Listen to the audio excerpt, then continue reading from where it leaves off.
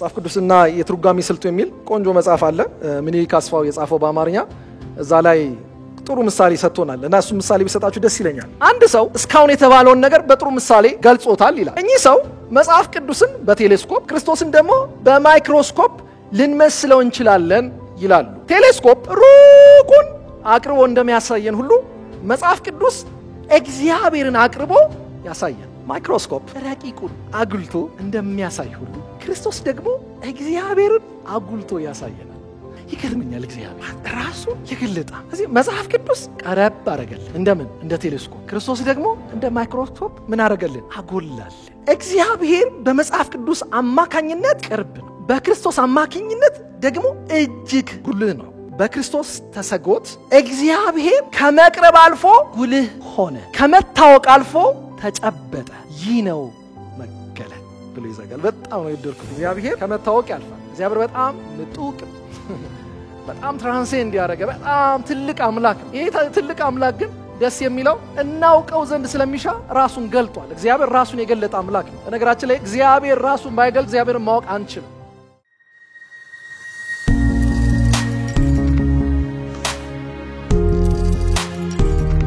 ዛሬ ምን ጀምረው መጽሐፍ ቅዱስ የሚለው ነው እንግዲህ ቀደም ሄኒ ሲያነብ እንደሰማችሁት እግዚአብሔር ትራንሴንደንት አምላክ ነው ከመታወቅ ያልፋል እግዚአብሔር በጣም ትልቅ አምላክ ነው ከመታወቅ ያልፋል እግዚአብሔር ከመታወቅ ያልፋል እግዚአብሔር በጣም ምጡቅ ነው በጣም ትራንሴንድ ያደረገ በጣም ትልቅ አምላክ ነው ይሄ ትልቅ አምላክ ግን ደስ የሚለው እናውቀው ዘንድ ስለሚሻ ራሱን ገልጧል እግዚአብሔር ራሱን የገለጠ አምላክ ነው በነገራችን ላይ እግዚአብሔር ራሱን ባይገልጥ ድረስ እግዚአብሔርን ማወቅ አንችልም እስቲ አስቡት የሆነ ነገር የሆነ ቦታ አለ ብትባሉ ትሄዳላችሁ ለማግኘት ያንን ነገር ያንን ለማወቅ እግዚአብሔርን ለማወቅ የት ሄደን እናገኘዋለን ማን ሄዶ ሊተርከው ማን ሄዶ ሊያየው በጣም ከባድ እኮ ነገር ነው እግዚአብሔርን ያወቅነው እግዚአብሔር ራሱን ስለገለጠ ነው እስቲ እግዚአብሔርን ያወቅነው እግዚአብሔር ራሱን ስለገለጠ ነው በሉ እስቲ የሚገርም አምላክ ነው እግዚአብሔር ተደብቆ ወቁኝ ያለ አምላክ አይደለም በግልጽ ራሱን ምን ያለ አምላክ ነው የገለጠ አምላክ ነው ስለዚህ እግዚአብሔርን ያወቅነው ራሱን ስለገለጠ ነው ምንም ያህል ምጡቅ የሆነ ምንም ያህል ትራንሴንድ የሚያደርግ በጣም ትልቅ ከመታወቅ በላይ ቢሆንም ራሱን ግን ሊገልጥ የወደደ አምላክ ነው ምን አይነት አምላክ ነው ስለዚህ እግዚአብሔር ራሱን ሊገልጥ ወዶ ራሱን በሚገባን መልኩ የገለጠ አምላክ ነው እንግዲህ ፈጠን ለማለት ያህል እንግዲህ ብዙዎቻችሁ እንደምታውቁት ሁለት አይነት መገለጦች አሉ እግዚአብሔር ራሱን የገለጠባቸው ሁለት መንገዶች አሉ ብዙዎቻችሁ እንደምታውቁት ቀደም ሲነበብልን ሰምታችኋል ሁለት ናቸው የመጀመሪያው ምንድነው አጠቃላይ መገለጥ የምንለው ነው አጠቃላይ መገለጥ የምንለው ነው እግዚአብሔር ራሱን በመጀመሪያ የገለጠው ምንድነው አጠቃላይ መገለጥ በምንለው ወይም ደግሞ ጀነራል ሪቨሌሽን በምንለው ማለት ነው እግዚአብሔር አጠቃላይ በሆነ መልኩ ራሱን ገልጧል እንግዲህ አጠቃላይ መገለጥ ስንል እዚህ ጋር እንዳስቀመጥኩት እግዚአብሔር በፍጥረትና በሰው ውቅር ውስጥ ራሱን የገለጠበት መንገድ ነው አጠቃላይ መገለጥ ስንል እግዚአብሔር በፍጥረት ዓለሙ ራሱን የገለጠበት መንገድ ነው በፍጥረት ዓለም ውስጥ ራሱን እግዚአብሔር ገልጧል ያ ብቻ ሳይሆን ደግሞ አንድ እዚች ጋር የጨመርኳት ነገር አለች ምን ይላል ሁለተኛው በሰው ውቅር ውስጥ በሰው አወቃቀር ውስጥ በሰው አፈጣጠር ውስጥ እግዚአብሔር ራሱን ገልጧል ይሄ ምን ማለት እንደሆነ ትንሽ ለማብራራት ሞክራለሁ መጽሐፍ ቅዱሳችን በመዝሙር 19:1 ላይ ሲናገር እንደዚህ ይላል አይደል ብዙዎቻችሁ የምታውቁት ቃል አለ ሰማያት የእግዚአብሔርን ክብር ይናገራሉ የሰማይም ጠፈር የእጁን ሥራ ያወራል ይላል ሰማያት ስለማን ያወራሉ ስለ እግዚአብሔር ያወራሉ በኋላ ስለምጨምርላችሁ ችግር የለውም አብራራላችኋለሁ ሰማያት ስለ እግዚአብሔር ይናገራሉ የእጁን ሥራ ስለሱ ያወራል ስለዚህ እግዚአብሔር ያው ስፔሲፊክ ስለሆነ ወይም ደግሞ ስፔሻል ስለሆነው ሪቨሌሽን ከመምጣታችን በፊት ስለ ጀነራል ሪቨሌሽን ስናወራ እንደው እግዚአብሔር ልዩ መንገድ ባይኖረው እንደው መጽሐፍ ቅዱስ የሚባለው ነገር ባይኖር ከሁሉ በላይ ደግሞ የመገለጥ ቁንጮ የሆነው ክላይማክስ የሆነው ልጁ ክርስቶስ ኢየሱስ መጥቶ እግዚአብሔርን ባይተርክልን እንኳን አይ ቲንክ እግዚአብሔር ስለመኖሩ እንደው እግዚአብሔር የሚል ስም ባይኖር እንኳን ፈጣሪ ስለመኖሩ ፍጥረት ዓለሙ ይመሰክራል ለዚህ ነው ሰማያት የእግዚአብሔርን ክብር ምን ይላሉ ይናገራሉ የሰማይም ጠፈር የእጁን ሥራ ያወራል ይላል መጽሐፍ ቅዱስ ሲናገር በጣም ወዶ ክፍል ሮሜ ነው ሮሜ 1:20 ላይ እንደዚህ ይላል የማይታየው ባህሪ ይገባቸዋል ስለ እግዚአብሔር ነው እርሱም የዘላለም ኃይሉ ደግሞም አምላክነቱ ከዓለም ፍጥረት ጀምሮ ከተሰሩ ታውቆ ግልጥ ሆኖ ምን ይላል ይታያልና ይላል። የእግዚአብሔር ኃይል የእግዚአብሔር ታላቅነት በምኑ ይታያል? በፍጥረቱ ይታያል ይላል። ምን አይነት አምላክ ነው! ራሱን ያለ ምስክር ያልተወ ጌታ እንዲህ ደስ ይላል። ስለዚህ እግዚአብሔር እንዲታወቅ ፈለገ፣ ራሱን ገለጠ። የመጀመሪያው መንገድ አጠቃላይ መገለጥ ነው። በፍጥረት ዓለሙ ራሱን እግዚአብሔር ገልጧል። እንግዲህ ይህን ስንናገር አንድ ሊገባን የሚገባው ነገር ይሄ የምታዩት ፍጥረት ምንን ያወራል ካላችሁኝ የእግዚአብሔርን ዘላለማዊነት፣ የእግዚአብሔርን ኃይል፣ የእግዚአብሔርን ጥበብ፣ የእግዚአብሔርን ታላቅነት ያወራል። ኢራኔስ ሲናገር እንደዚህ ብሏል። ፍጥረት የሰራውን ይገልጣል ይላል። ፍጥረት ማንን ይገልጣል? የሰራውን፣ ራሱ የሰራውን ይገልጣል። ስራው ማን እንደሰራው ይናገራል ይላል። ራሱ ስራው ማን እንደሰራው ምን ይላል? ይናገራል። ሲዘጋው እንደዚህ ይላል፣ መላ ዓለሙ ማን እንዳዘዘው ያሳያል ይላል። እግዚአብሔር ይመስገን። ስለዚህ ምንም ክሉ የለኝም እንደው ማነበው ነገር የለኝም የሚል ሰው ይሄንን ሂዩጅ የሆነ ቫስት የሆነ ዩኒቨርሲቲ አይቶ ክሉ ላይኖረው አይችልም። ምናልባት እዚህ ላይ ከተጠቀማችሁ ወደ ልዩ መገለጥ ከመምጣቴ በፊት ከተጠቀማችሁ ስለ እግዚአብሔር መኖር ስለ እግዚአብሔር ኤግዚስተንስ ብዙ ጊዜ ሲከራከሩ አንዱ የሚያቀርቡት አርጊውመንት አንዱ ሐሳብ ወይም ደግሞ መከራከሪያ ነጥብ ወይም ደግሞ አርጊውመንት ምንድነው? ብዙዎቻችሁ ሰምታችሁት ሊሆን ይችላል። ዊሊያም ፓሌ የሚባል ሰው የዎች ሜከር የሚባል አንድ አናሎጂ አቅርቦ ነበር። የሰዓት ሰሪው ምሳሌ ይባላል። ምንድነው? እስቲ አሁን ዝም ብላችሁ አስቡ። መንገድ ላይ እየሄዳችሁ እኔ አሁን ያረኩት ሰዓት አለ እዚህ ጋር አይደለ? ይሄ ያረኩትን ሰዓት እዚህ ጋር ብታገኙት እንደ ድንጋይ ታልፉታላችሁ? አትሉትም። ማለት something complex አንስታችሁ ትገረማላችሁ። ስከፍቱት በጣም ብዙ ነገሮች ሶፊስቲኬትድ ናቸው፣ ኮምፕሌክስ ናቸው፣ የት ደግሞ ይሰራሉ። እና ይሄን አይታችሁ ልክ እንደ ድንጋዩ አታልፉትም። የሆነ ጥያቄ ይፈጥርባችኋል። ኮምፕሌክሲቲው ውስብስብነቱን ስታስቡት ቢሃይንድ ኢት ከዚህ ጀርባ የሆነ ዲዛይነር አለ ብላችሁ እንድታምኑ ያደርጋችኋል እንጂ እንደ ድንጋይ ማናችሁም አታልፉትም። ኮምፕሌክስ ስለሆነ እንደው በወንዝ ዳር እየሄዳችሁ ሰዓት ብታገኙ እንደ ድንጋይ አትወረውሩትም። አንስታችሁት የሆነ ጥያቄ ይፈጥርባችኋል። ማን ይሰራው? ለምንድን ነው የሰራው? ያን ጥያቄ የሚፈጥርባችሁ ምን ስለሆነ ነው? ኮምፕሌክስ ነው ማለት በቀላሉ አታልፉትም።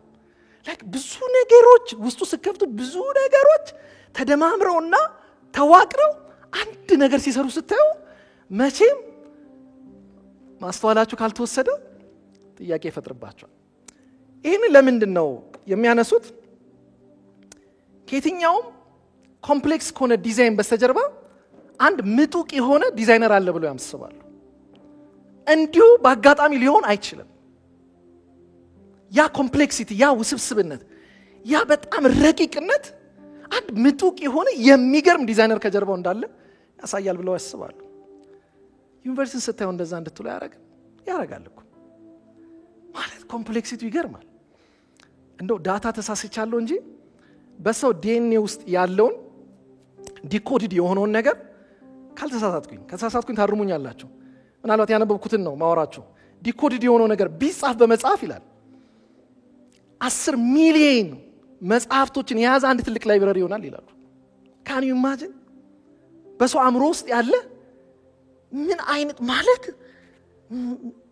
ይሄን እንዴት ማለፍ ይቻላል? እንደው በአጋጣሚ ነው ማለት ይቻላል? እንደው እንዲሆነ ማለት ትችላላችሁ? ይሄን አይታችሁ? በፍጹም በፍጹም። ለዚህ ነው አንዳንድ ኤቲስት የሆኑ የማያምኑ የምትሏቸው ሳይንቲስቶች ሄዶ የሚያንቃቸው እዚህ ጋር ነው። ለምን? ከኛ ይልቅ ለሳይንሱ ቅርብ ናቸው፣ ከኛ ይልቅ ለምርምሩ ቅርብ ናቸውና ግራ ይገባቸዋል። አዘንዶ ዘዲንቱ እንዲህ ሆነ ለማለት ይከብዳል። እግዚአብሔር አለ ብለን ባናምን እንኳን እንዲህ ሆነ ለማለት ይከብደናል ይላሉ። እግዚአብሔር ይመስገን። በእግዚአብሔር እንኳን ባምኑ ግማሽ መንገድ ያመጣቸዋል። ለምን? ኢትስ ኮምፕሌክስ። ፍጥረት ዓለሙ ውስብስብ ነው። እግዚአብሔር ይመስገን። አምላካችን እግዚአብሔር የሚደንቅ አምላክ ነው። ማለት ከመረዳት በላይ ነው፣ ከመታወቅ በላይ ነው። ስለዚህ በዚህ አርጊውመንት መሰረት ምን ብለው ያስባሉ? ከየትኛውም እንግዲህ በጣም ከሚገርም ሰዓት በስተጀርባ አንድ የሰራው ሰው አለ ይላሉ። በጣም ከሚደንቅ ህንጻ በስተጀርባ የሚገርም አርኪቴክት አለ። በጣም ከሚገርም የአርት ወርክ በስተጀርባ የሚገርም አርቲስት አለ። እና ከዚህ ከሚገርም ዩኒቨርሲቲ በስተጀርባ አንድ አምላክ አለ። እነሱ ፈጣሪ ይበሉት፣ እኛ ግን ድብ እናርገን እናገራለን። አንድ እግዚአብሔር አለ። ስለዚህ እግዚአብሔር ራሱን ያለ ምስክር ያልተው አምላክ፣ ራሱን ሊገልጥ የወደደ አምላክ፣ ራሱን በፍጥረት ዓለሙን ብሎን ገልጧል ብለን እንናገራለን። ይሄን አጠቃላይ መገለጥ እንለዋለን። ለዚህ ነው ሁሉ ጊዜ አንዳንድ ጊዜ እግዚአብሔር አምላክ እግዚአብሔር የለም የሚሉ ሰዎች በታሪክ ስናያቸው አንዳንዶቹ ኤቲስት ከሆኑበት ወደ ማመን የመጡ አሉ። አንዳንዶቹ ደግሞ ግማሽ መንገድ መጥተው የቆሙም አሉ። አግኖስቲክ የሆኑ አሉ። አግኖስቲክ ማለት እግዚአብሔር ሊኖርም ይችላል ላይኖርም ይችላል ማለት የለም ለማለት ይከብዳቸውና መሃል ላይ ሰፈሩ አሉ። በእግዚአብሔር ጸጋ አንድ ቀን ወደዚህ ይመጣሉ ብለን እናስባለን። ኤኒዌይስ ይሄ ዩኒቨርሲቲ በራሱ ሰባኪ ነው። በጣም ይከብዳል፣ በጣም ይደንቃል። አንድ ጊዜ አስታውሳለሁ የዛሬ ስንት ዓመት አንድ ሰው ሲያስተምር ማስታውሰው የንብን እንትን አይታችሁ ታውቃላችሁ? እንጀራ አይታችሁ ታውቃላችሁ? ሄክሳጎናል ነገር ነውና አንድ ሰው ሲናገር እያንዳንዱ አንግል እኩል ናቸው አለ። በትክክል የተቀመጠውን ሄዳችሁ ብትሰሩታል ማለት በጣም ይከብዳል። ይሄን ፍጥረት ዓለም ኮምፕሬንድ ማድረግ ብቻውን ኤግዚስት አደረገ፣ እንዲሁ መጣ፣ በቢግ ባንግ ድው አለ መጣ፣ ድው ብሎ መጣ አይመስለኝ። እስቲ እግዚአብሔር አለ በሉ። ስብከቴ እሱ አይደለም። ስብከቴ እግዚአብሔር ራሱን የገለጠ አምላክ ነው። በመጀመሪያ የገለጠው በምንድነው? በአጠቃላይ መገለጥ በፍጥረት ዓለሙ ራሱን ገልጧል። ከዚህ ጋር ግን ተያይዞ የሚሄደው ምንድነው? ቅድም ያልኳችሁ የሰው ልጅ አፈጣጠሩ አጠቃላይ መገለጥ ስንል ስለ ክሬሽን ብቻ አይደለም። ራሱ የሰው ልጅ በእግዚአብሔር መልክ መፈጠሩ አንድ ነገር አድርጎታል። ይሄ አምላክ አለ የሚል ወይም ደግሞ ተውት አምላክ ባይሎም አንድ ሱፐርናቹራል ቢንግ አለ የሚል በተለይ ደግሞ ከሞራሊቲ ጋር ስታስቡት ክፉን ደጉን ያውቃል። ተሰብኮ አይደለም። አንድ ጀንግል ውስጥ ያለ ሰውን ብታወሩት ኤዘር እውነተኛውን አምላክ ባያገኘውም የሆነ ነገር ሲያመልክ ታዩታላችሁ። ሁሌ እንደምንለው ነው የሰው ልጅ ከአምልኮ ውጪ አይደለም። ድርገመው የሰው ልጅ ከአምልኮ ውጪ አይደለም። ጥያቄው መሆን ያለበት ማንን ያመልካል ነው። ድርገመው የሰው ልጅ ማንኛውም የሰው ልጅ ከአምልኮ ውጪ ሊሆን አይችልም። ጥያቄው ማንን ያመልካል ነው።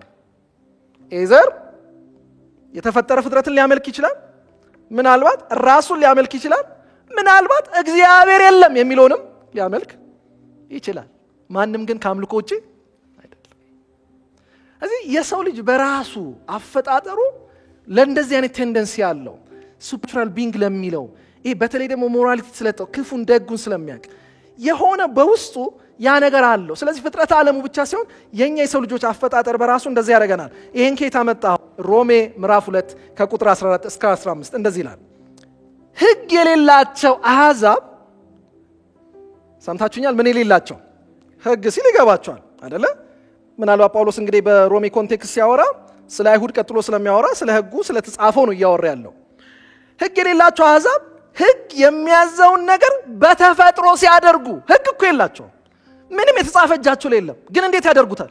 በተፈጥሮ ሲያደርጉ ሕግ ባይኖራቸውም እነርሱ ለራሳቸው ሕግ ናቸው። ወይም ምንድነው የሚባለው በአማርኛ? ሕገ ልቦና አላቸው እንላለን። ምን ማለት ነው? የተጻፈ ሕግ የላቸው፣ ሕገ ልቦና ግን አላቸው። ለምን? በእግዚአብሔር መልክ ስለተፈጠሩ። ሕሊናቸው ስለሚመሰክር፣ ሐሳባቸው ስለሚከሳቸው፣ ደግሞ ስለሚከላከልላቸው የሕግ ትእዛዝ በልባቸው የተጻፈ መሆኑን ያሳያሉ። ምን ማለት ነው? ባይ ኔቸር መልካም ክፉ ኢቪል ኤንድ ጉድን ይለዩታል፣ ሕሊና ስላላቸው ማለት ነው። ስለዚህ እግዚአብሔር ራሱን ፈጥሯል ስንል በዚህ በዩኒቨርስ በፍጥረቱ ዓለም ብቻ ሳይሆን በሰው ልጅ ባፈጣጠር ውስጥ ያን አድርጓል እያልን ነው።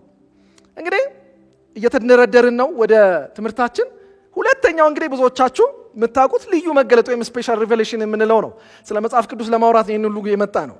እንግዲህ ሁለተኛው ልዩ መገለጥ የምንለው ነው። ልዩ መገለጥ ከስያሜው እንግዲህ እንደምትረዱት እግዚአብሔር ራሱን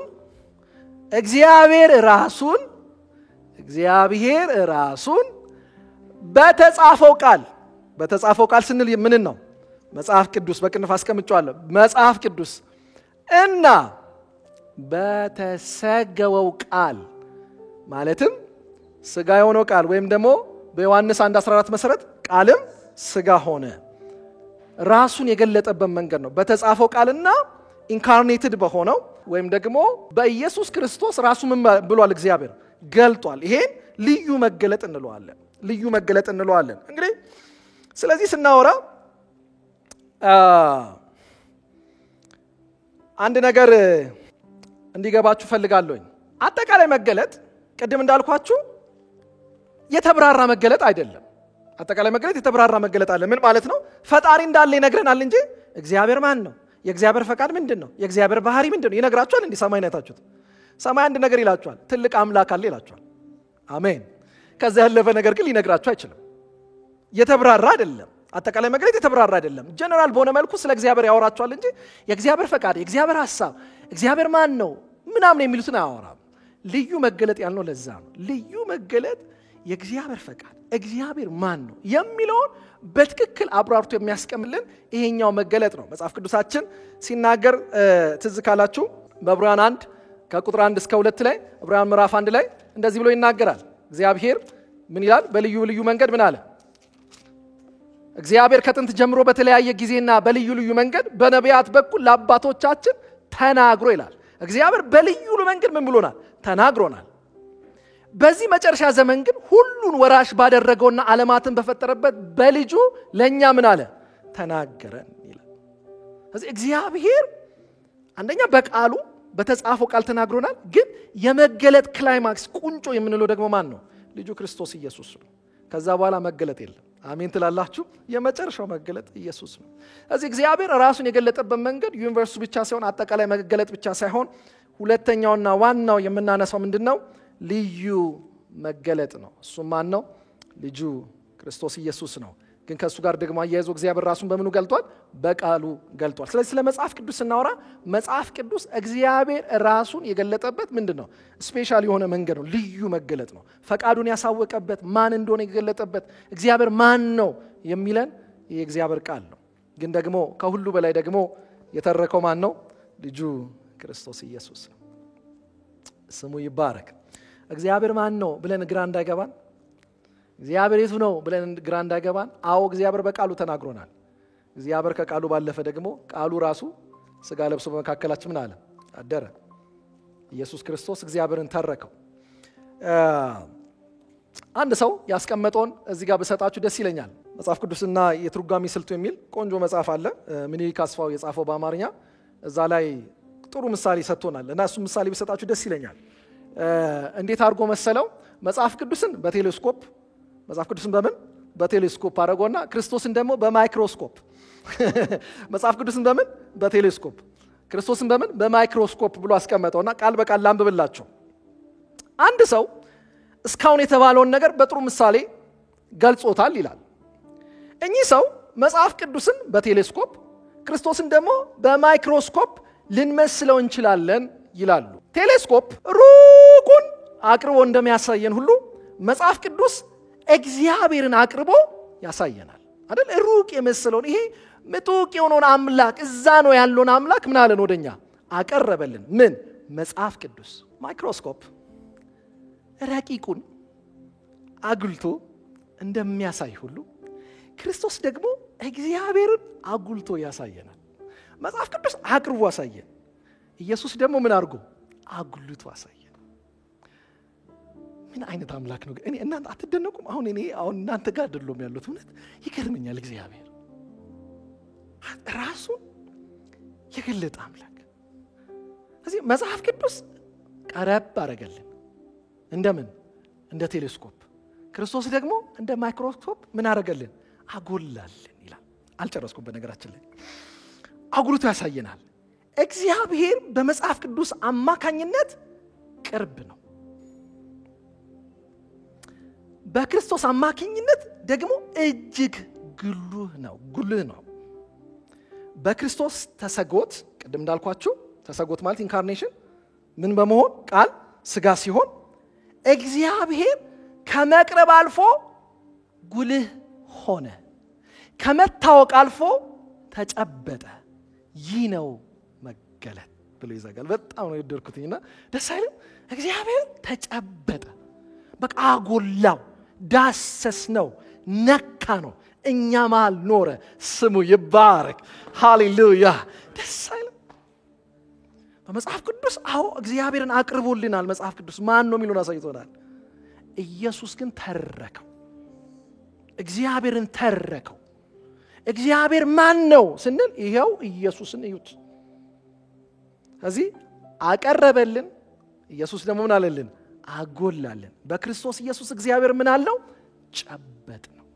እስቲ ጨበጥ ነው በሉ እስቲ። ተዳሰሰ እኮ። ትዝ አይላችሁም? ሁለት ኮንትራሪ ነገሮች እኮ ናቸው መጽሐፍ ቅዱስ ውስጥ ያሉት።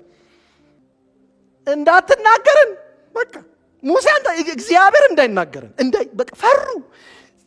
ተራራው ተንቀጠቀጠ። ማለት እሳት ምናምን ምን አይነት ግሎሪዮስ የሆነ አምላክ ነው ማለት ፈሩ እኮ ሊትራሊ። ሙሴ አንተ ተናገር እንዳይናገረን ማለት ያስፈራ ነበር። ትዝ ይላችኋል? ተራራውን የነካ እንኳን ይሞት ነበር።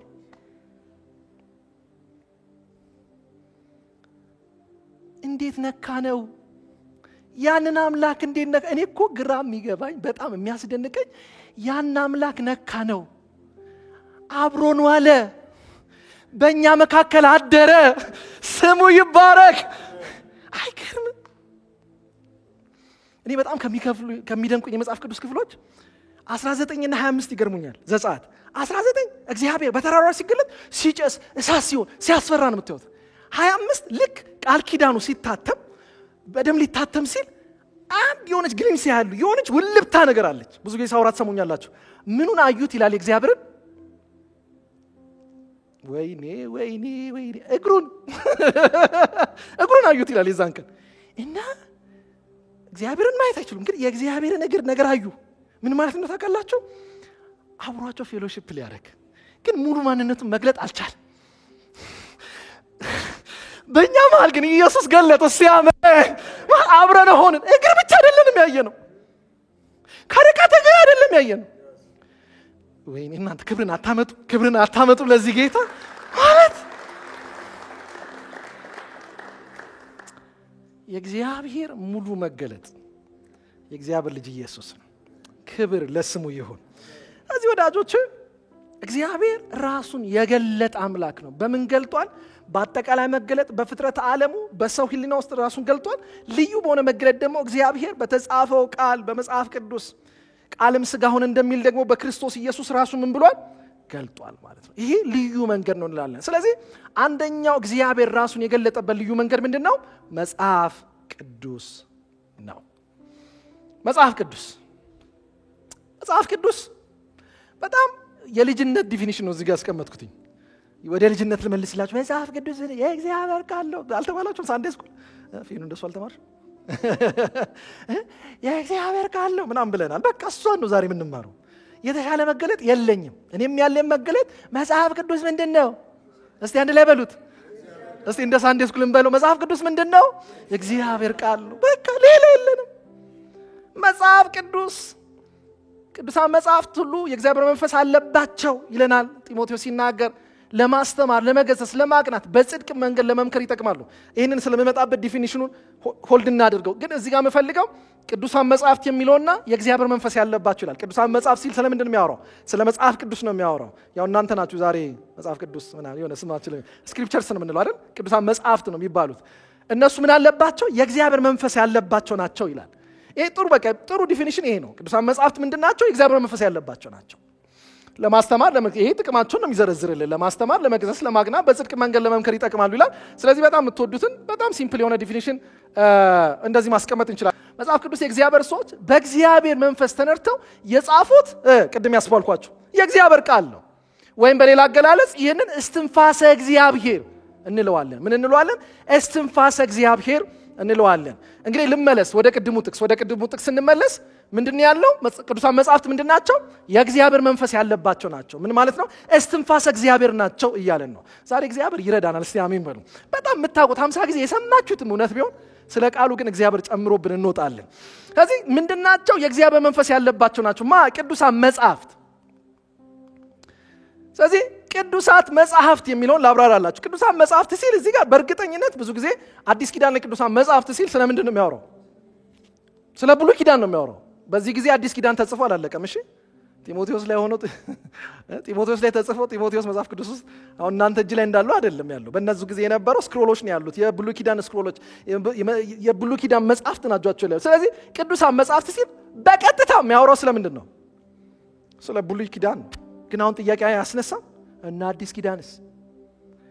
አይ ቲንክ አዲስ ኪዳንም በተወሰነ መልኩ ስንመለከት ቅዱሳን መጽሐፍት ተብለው ልክ ከብሉይ ኪዳን መጽሐፍት ጋር አቻ ስልጣን እንዳላቸው የሚያሳዩ የአዲስ ኪዳን ክፍሎች አሉ። እነዚህን ክፍሎች አንብባችሁ እንደሆነ አላቅም። እነዚህን ክፍሎች እንመልከታቸው እስቲ። የመጀመሪያው ጴጥሮስ ሁለተኛ ጴጥሮስ ላይ እንደዚህ ብሎ ያስቀምጣል። ሁለተኛ ጴጥሮስ ከቁጥር 15 እስከ 16 እንደዚህ ብሎ ይናገራል ጴጥሮስ። የጌታችን ትዕግስት እናንተ እንድትድኑ እንደሆነ አስቡ ይልና እንዲሁም ወንድማችን ጳውሎስ ዘንድሮ ወንድም እንደምንባባል ይባባሉ ነበር። ጴጥሮስ ስለማን ነው እዚህ ጋር የሚመሰክረው? ወንድማችን ጳውሎስ አለ እንደተሰጠው ጥበብ መጠን ጻፈላችሁ። እርሱ ስለ እነዚህ ነገሮች በመልእክቶች ሁሉ ጽፏል። በመልእክቶችም ውስጥ በቀላሉ ለመረዳት የሚያዳግቱ ነገሮች አሉ ይልና እዚህ ጋር መጽሐፍት የሚለው ስክሪፕቸር የሚለውን ቃል ነው የተጠቀመው። ጴጥሮስ የጳውሎስ መልእክት ለመጥቀስ ሲፈልግ ልክ ኦልድ ቴስታመንት ስክሪፕቸርስ እንደሚባሉ ጴጥሮስ የጳውሎስ መልእክት ስክሪፕቸር ብሎ ነው አድሬስ ያደረገው። ያን ቃል አይተጠቀሙትም ለሌላ። የጳውሎስ ደብዳቤ ማለት ይችላል ነበር፣ እንደሱ አለ የሚጠቀመው ስክሪፕቸር ብሎ ነው ሜንሽን ያደረገው። ስለዚህ ዕውቅና እየሰጠው እንደሆነ ትመለከታላችሁ። ጴጥሮስ የማንን? የሐዋርያው ጳውሎስ። የሚገርማችሁ አንደኛ ጢሞቴዎስ 5:18 ላይ መመልከት ትችላላችሁ። ሐዋርያው ጳውሎስ ዘዳግም ላይ ያለ ቃል ነው፣ ግን ብዙዎቹ ይሄንን የጠቀሰው ከሉቃስ ነው ብለው ያስባሉ። ቃሉ አንድ አይነት ነው፣ ዘዳግም ላይ ያለ ቃል ነው፣ ሉቃስም ላይ አለ። ሄደን መመልከት እንችላለን። አንደኛ ጴጥሮስ 5:18 ላይ እንደዚህ ይላል። አንደኛ ጢሞቴዎስ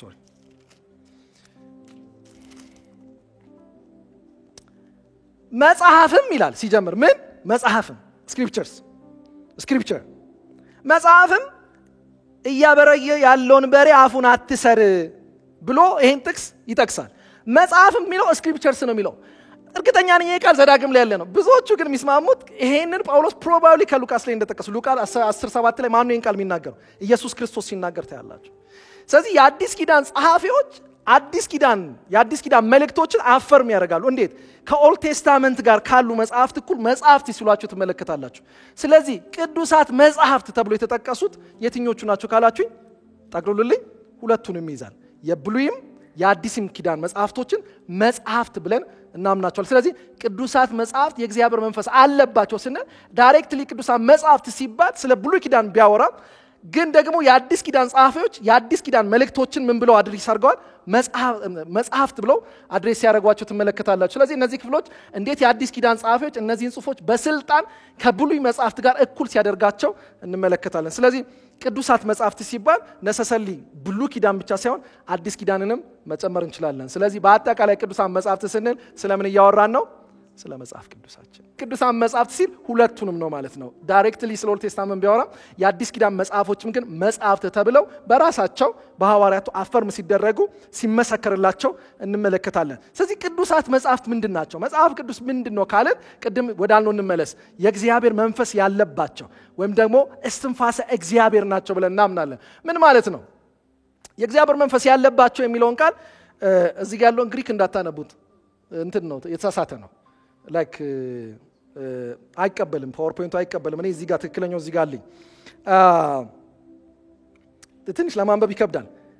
ቲዮፔኔዎስቶስ የሚል ነው እዛ ጋር ትክክል አለ የጻፈው።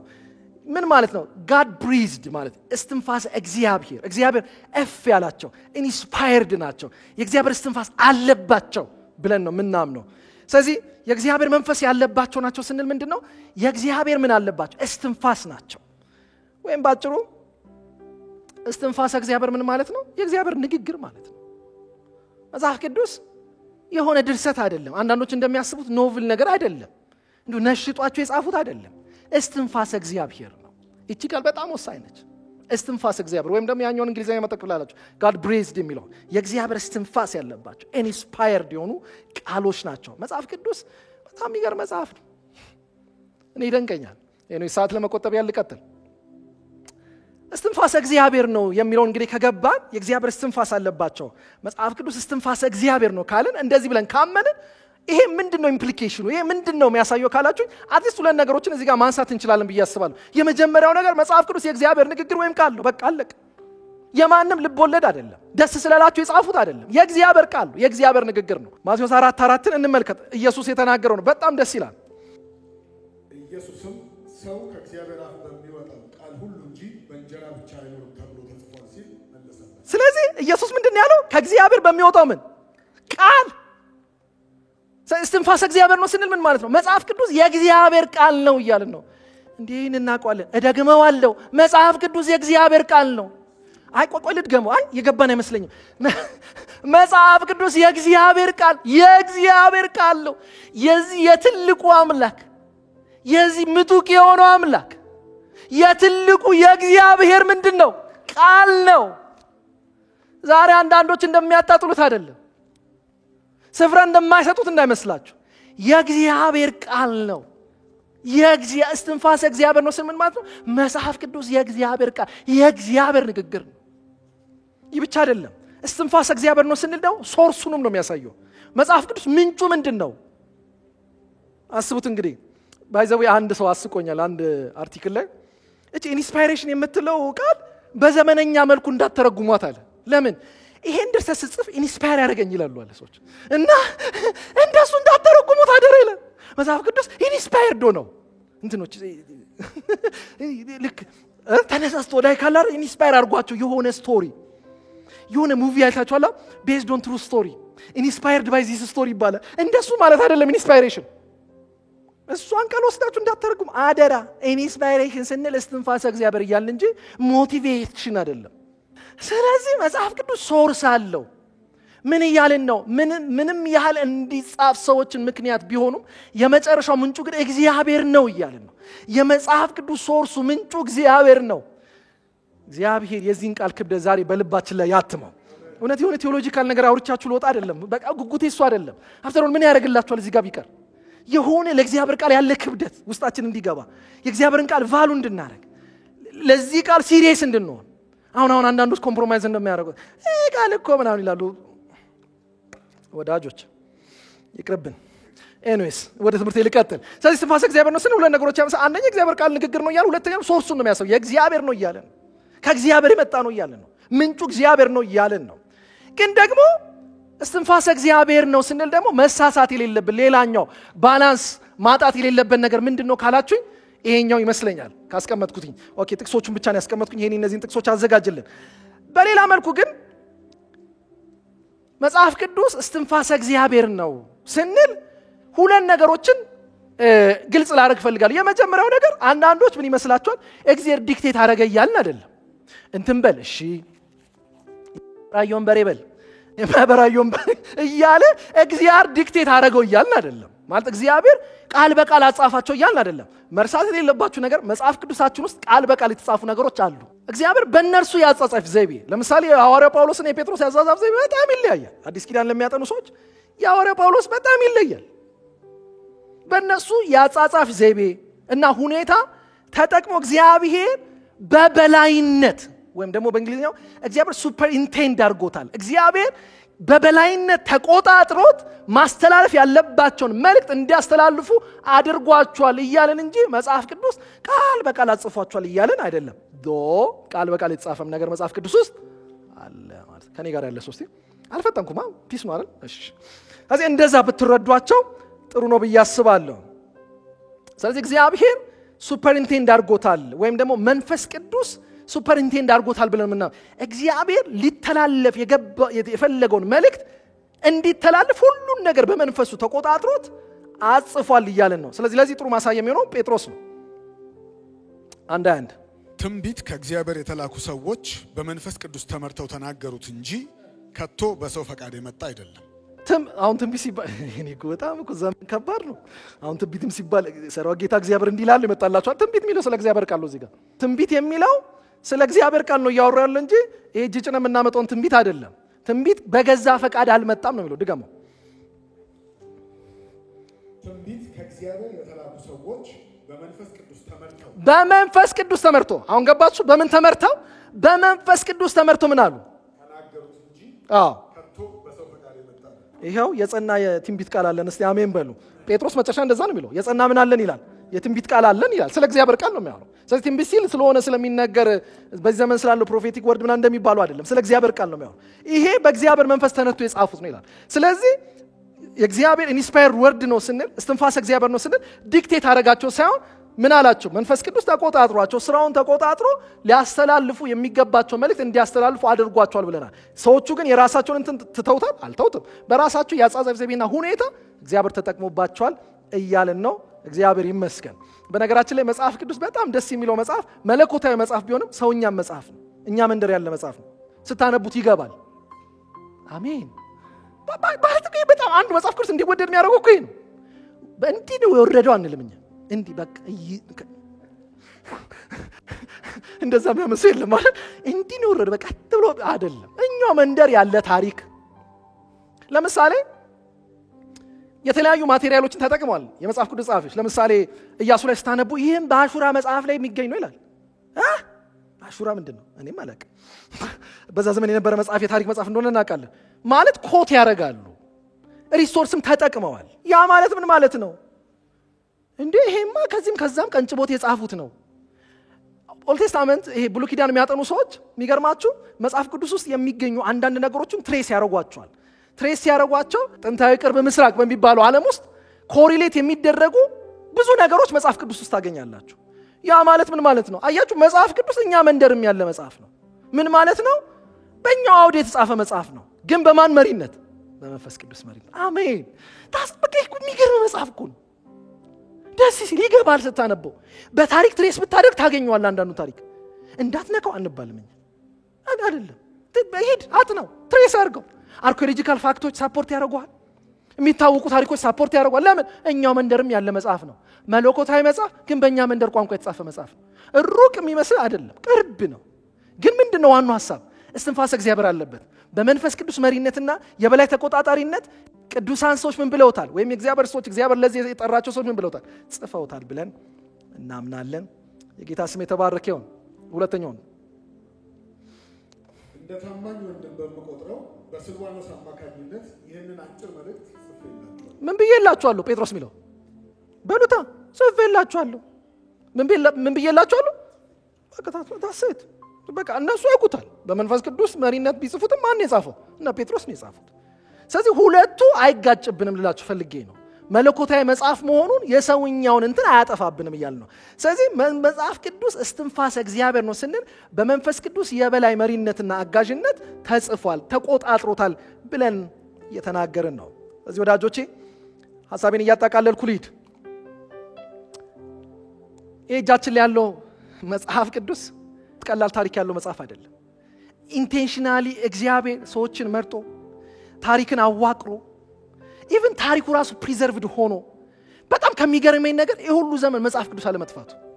ብዙ መጽሐፍቶች እኮ ጠፍቷል። ለምን አልጠፋም? እስቲ መልሱልኝ። ስትቀርቡት እሳት ነው ምንድን ነው?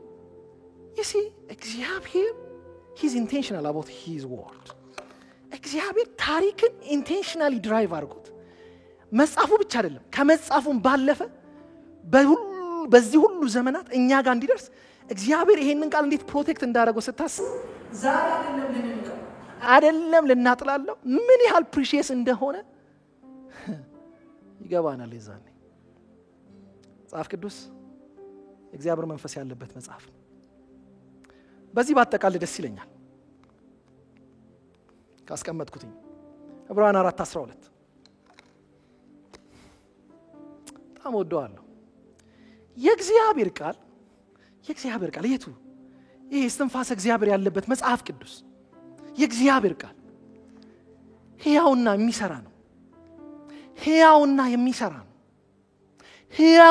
የሚሰራ ነው። ይሄ መጽሐፍ እስትንፋሰ እግዚአብሔር ነው። አንዳንዶች እንደሚያስቡት መንፈሱ ሌላ ቃሉ ሌላ። ምን ማለት ነው? ማለት ብራዘር ፊደል ነው እንዴ? do you think ፊደል ነው ብላችሁ ነው ታምኑ? ፊደል እናንተ ፊደል አይደለም ዋናው ምናምን ይላሉ። የእግዚአብሔር ቃል ማን ነው ፊደል ያደረገው? ራሱ ይናገር። የእግዚአብሔር ቃል ሕያውና የሚሰራ ነው። እስቲ አሜን። የእግዚአብሔር ቃል ሕያውና የሚሰራ ነው። በሁለት በኩል ስለት ካለው ሰይፍ ሁሉ ይልቅ የተሳለ ነው። በጣም ሻርፕ ነው፣ የተሳለ ነው። እንዴት? ነፍስና መንፈስን ጅማትንና ቅልጥምን ነፍስና መንፈስ የቱ ጋር እንደሚገናኙ አታውቁ ማለት ምን እያለ ነው? ስውር የሆነው ለመለየ ከባድ የሆነ ነገር አለ። የእግዚአብሔር ቃል ሻርፕ ነው፣ እንዲህ አድርጎ ይለየዋል። እስቲ አሜን።